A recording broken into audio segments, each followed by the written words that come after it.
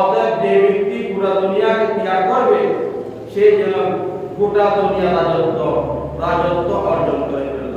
আলহামদুলিল্লাহ। যে দুনিয়ার ত্যাগ করবে সে সারা দুনিয়া রাজত্ব অর্জন করলো। আলহামদুলিল্লাহ। আব্দুল কাদের জিলানীর কথা আমি অনেকবার বলেছি। একদিন পথ দিয়ে হেঁটে যাচ্ছিলেন, প্রতিমধ্যে দেখলেন একটু সুন্দর রমণী রাস্তার পাশে দাঁড়িয়ে রইল। আব্দুল কাদের জিলানী প্রশ্ন করলেন, এই সুন্দরী যুবতী, তোমার কাজ কি? তুমি রাস্তার ধারে কি দেখা যাচ্ছে এত সুন্দর রমণী, যে সুন্দর রমণী কপালে বড় বড় সাপ, মনে হচ্ছে সেইটা দিদিকে কপালে সাপ হয়ে গেছে। আমাদের মুসলমান ভাইদের মধ্যে আছে নামাজ পড়তে পড়তে কপালে কালজাত হয়ে গেছে, সে কালজাত থেকে আমাদের ময়দানে আল্লাহর নূর বের হবে। কষ্ট করলেন, এই সুন্দরী যুবতী রমণী, তুমি কি বেশি ইবাদত গুজার করো মনে হয়? তোমার কপালে এত বড় বড় সাপ হয়ে গেলে কেন? আবার দেখা যাচ্ছে পায়ের মধ্যে এত বড় বড় সাপ, আমরা বলি ইংরেজি ভাষা বলে থ্রপ, বানিয়ান ওয়াট, এত বড় বড় সাপ হয়ে গেলে কেন? তোমার কি সমস্যা? আব্দুল কাদের জিলানী কি বললেন, ও আল্লাহর ওলি আব্দুল কাদের জিলানী, আমাকে মনে হচ্ছে আমি সুন্দরী যুবতী, আমি সুন্দরী যুবতী না, আমি সমস্ত দুনিয়ার রূপ নিয়ে আপনার সামনে এসেছি। আপনি দেখেছেন আমার কপালে বড় বড় সাপগুলি কি জন্য হয়েছে জানেন? আমি দুনিয়া নামাজ পড়তে সিজদা করতে করতে সাপ হই নাই। আমি যখন আল্লাহওয়ালা মানুষের পিছনে দৌড়াই, আল্লাহওয়ালা মানুষকে যখন দুনিয়া মুখে দাবি করতে যাই, যখন আল্লাহওয়ালার পিছনে পিছনে দৌড়াই, আল্লাহওয়ালা মানুষরা আল্লাহ হেফাজতে নিমগ্ন, আমাকে আল্লাহওয়ালা মানুষগুলি লাথি মারতে মারতে কপালে সাপ করে ফেলেছে। আলহামদুলিল্লাহ বলো। আপনাদের মতো আল্লাহওয়ালিরা জিন্দাউলিরা জিকিরের মাধ্যমে, কোরআন তেলাওয়াতের মাধ্যমে, বারাকাতের মাধ্যমে আল্লাহ সন্তুষ্টি অর্জন করতে করতে তাদের পিছনে দৌড়তে দৌড়তে এমনি আমাকে লাথি মারতে মারতে আমি দুনিয়ার কপালে সাপ হয়ে গেল। আর পায়ের সাপ তুলতে আমি পায়ের সাপ তুলে রয়েছে কারণে যে কতগুলা দুনিয়ার মধ্যে দুনিয়াওয়ালা কতগুলা মানুষ আছে যারা দুনিয়া যারা কিছু বলে না, ঠিক না বলো? একটা বাড়িতে আরেকটা কিভাবে করবো, রাষ্ট্রে একটি পারে আরেকটি কিভাবে গ্রহণ করবো। ডোনাল্ড ট্রাম্পের মতো নিকোলাস মাদুরোকে ধরে নিয়ে গেল তেলের খনি খাওয়ার জন্য, পেট করে না দুনিয়ারা। এদের মতো অহরহ মানুষ পৃথিবীতে আছে যারা দুনিয়া বলে পাগল, ঠিক না? ক্ষমতা একটা পাওয়ার পরে আরেকটা নিতে চাই, ক্ষমতা একটা পাওয়ার পরে আরেকটা নিতে চাই, সম্পদ 10 বিঘা হওয়ার পরে আর 10 বিঘার মালিক কিভাবে হবো, নিজের জায়গা পেলে অন্যের জায়গা দখল করতে চাই, একটু সুযোগ পেলে পা ঢুকাই দিয়ে আসে নাই। আমি গতবার বলেছিলাম বিএসসিএসআরএস করলো সিন্ডিকেট পুরোটা সেখানে যারা সিএস নিয়ে চিন্তা করে, আরএস নিয়ে চিন্তা করে, বিএস নিয়ে চিন্তা করে, একটু সুযোগ পেলে দিছে পা ঢুকাই। এইরকম দুনিয়াদার মানুষগুলি যারা আছে, যারা দুনিয়া বলতে বলতে আল্লাহ বলে গেছেন, আল্লাহর কথা শোনার আল্লাহর স্মরণ হয়ে গেছে, ওদেরকে লাথি মারতে মারতে আমি দুনিয়ার পায়ে বড় বড় সাপ হয়ে গেল। সকল বলে আলহামদুলিল্লাহ। সম্মানিত হাজিরিন, তাই দুনিয়ার মোহ সব যারা ত্যাগ করেছেন তারা দুনিয়া রাজত্ব অর্জন করে ফেলেছেন। সকল আলহামদুলিল্লাহ। পক্ষান্তরে যে ব্যক্তি দুনিয়া অর্জনের মোহে ডুবে যায়, গোটা দুনিয়া তার হাত ছাড়া হয়ে যায়, ঠিক না বলেন? যে দুনিয়ার জন্য পাগল হয়ে গেছে, দুনিয়া তার লাভ না, এই কথাই বলে। যে দুনিয়াকে ত্যাগ করেছেন তারপরে দুনিয়ায় দৌড়াদৌড়ি শুরু করেছেন। Don't run after money, money will run after you. And you will sincere of your motivation. আপনি টাকার পিছনে দৌড়াইবেন না, টাকা আপনার পিছনে দৌড়াবে। আপনি দুনিয়ার পিছনে দৌড়াইবেন না, দুনিয়া আপনার পিছনে দৌড়াবে, ঠিক না বলেন? আল্লাহ পিছনে মানুষ দৌড়াইবে। একজন মানুষের জন্য হাজার মানুষ দাঁড়িয়ে আছে, একটি মানুষের জন্য লক্ষ লক্ষ লক্ষ মানুষ সারিবদ্ধ আছে। কার জন্য? কয়জন মানুষ? একজন মানুষের জন্য। একজন জন্য, একজন জিকির করানোওয়ালা মানুষের জন্য, একজন তাহাজ্জুদ গুজার মানুষের জন্য, একজন সঠিক আলেম উলামার জন্য হাজার হাজার মানুষ দাঁড়িয়ে আছে। আলহামদুলিল্লাহ বলেন। দুনিয়া তাদের পিছে দৌড়ে। সেই জন্য আমরা দুনিয়ার পিছে দৌড়াবো না। দুনিয়ার পিছে না দৌড়ে আল্লাহর দিকে দৌড়ান। দুনিয়া আপনার পিছে দৌড়াবে। আলহামদুলিল্লাহ বলেন। সম্মানিত হাজিরিন, হযরত ইব্রাহিম ইবনে আদহাম রাহিমাহুল্লাহ আন্নাহু কিয়াহু বিমা ওয়াজাদতু যুহদা ক্বালা বিসালাতি আশিয়া ওয়াইতাল ফাকির মুহসান ওয়া লাইসা মা'i মুনিসুন ওয়া রাআইতু তরিকান তাওয়িলান ওয়া লাইসা মা'i সারুন ওয়া রাআইতাল জাব্বারু কাদিয়ান ওয়া লাইসা মা'i হুজ্জাতুন। হযরত ইব্রাহিম আদহাম জিজ্ঞেস করা হলো, আপনি খোদাকে অর্জন করেছেন কিভাবে?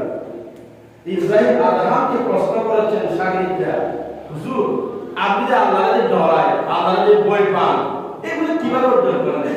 আমরা বলি আমরা আল্লাহকে ডরাই, সামনে বলি পেটের কিন্তু ওদের কাজগুলো করে। আমরা বলি আল্লাহ হাজির নাজির, আল্লাহ আমার সামনে, আমি জানি সবখানে, একদম সারা পাশে আল্লাহ আছে, কিন্তু সে আল্লাহ থাকার পরও আমরা চুরি করি। আছে না? সারাদিন ওয়াজ শুনলেন, যাওয়ার সময় জুতা চুরি করে নিয়ে গেলেন। আপনি নাই শুনে শুনে না ধর্মের কাহিনী। এক হুজুর মসজিদের মধ্যে জুতা চুরের ইতিহাস পড়েছেন, ওয়াজ করেছেন। সেই দিন অন্যদিন একটু চুরি হতো, সেই দিন 10 চুরি হয়ে গেল। এবার কেমন লাগে? ওয়াজ করেছেন সুরের বিরুদ্ধে, সেই সুর রাগান্বিত হয়ে সেদিন 10 নিয়ে গেছে। সেই জন্য আমরা বলি আল্লাহর ভয় করে আল্লাহ ডরাই, কিন্তু আদব আল্লাহ আমরা ডরাই না। যাদের হৃদয় আছে আল্লাহরে ভয়, তারা কবু পথে ভুলে যায় না। আল্লাহর প্রেম ছাড়া এই দুনিয়া কারো কাছে কোনো কিছু চাই না। রাতের আঁধারে যারা সিজদাতে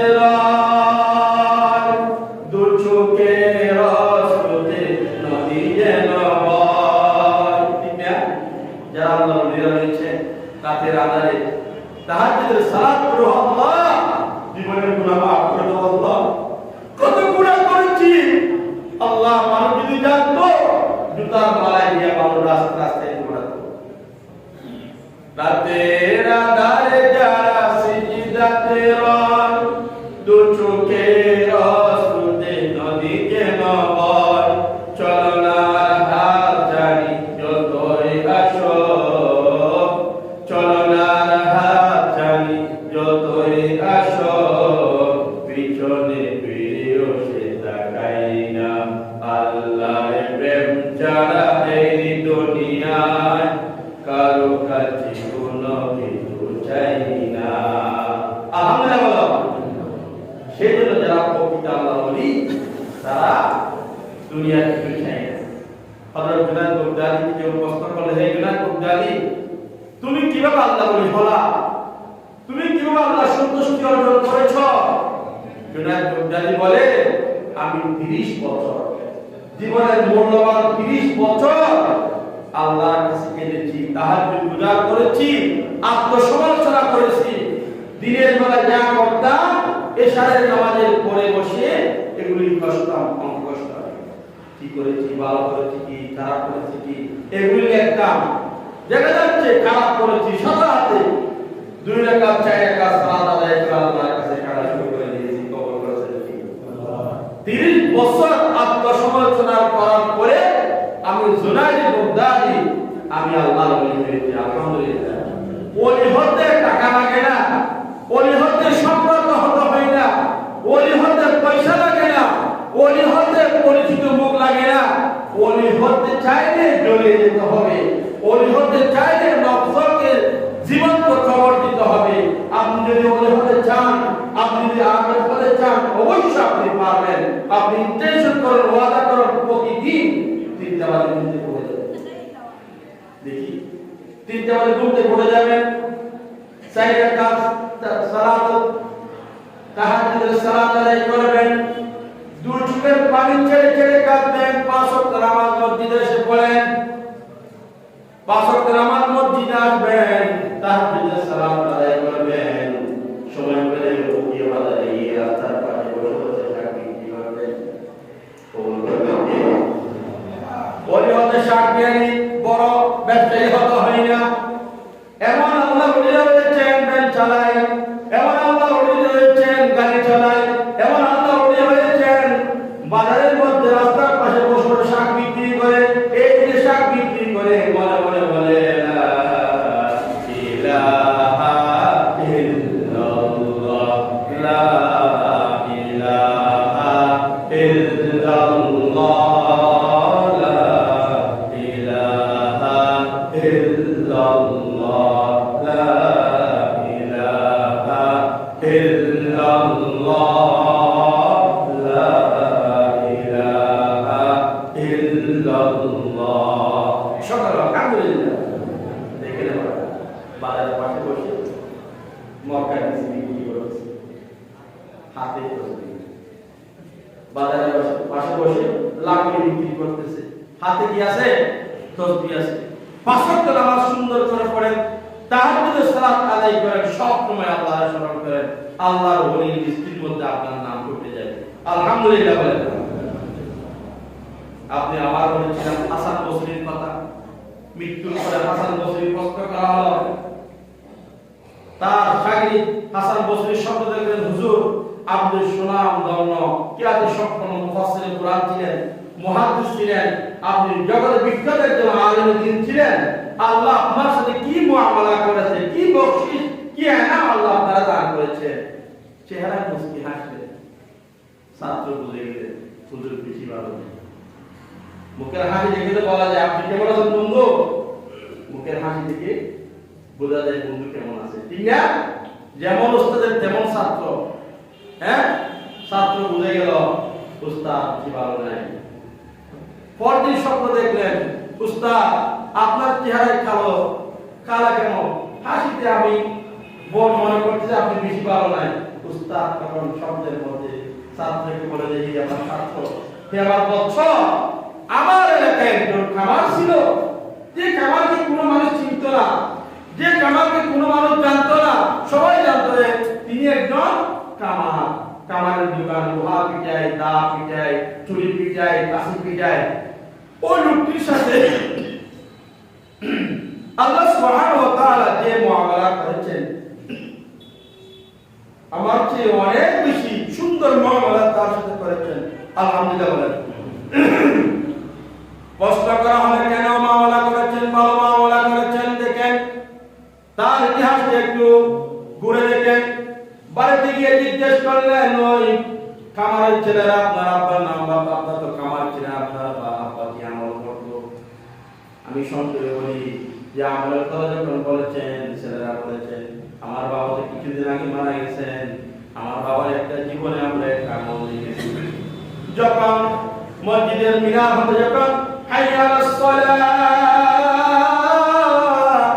হাইয়া আলাল ফালাহ, এইভাবে যখন আজানের ধ্বনি যখন ভেসে আসতো, আমার বাবার মাথার উপর যদি ওই হাতুড়ি থাকতো, হাতুড়ির সামনে না করে পিছনের দিকে বেলাইয়া দৌড়ে আল্লাহর ঘরে মসজিদে চলে যেত।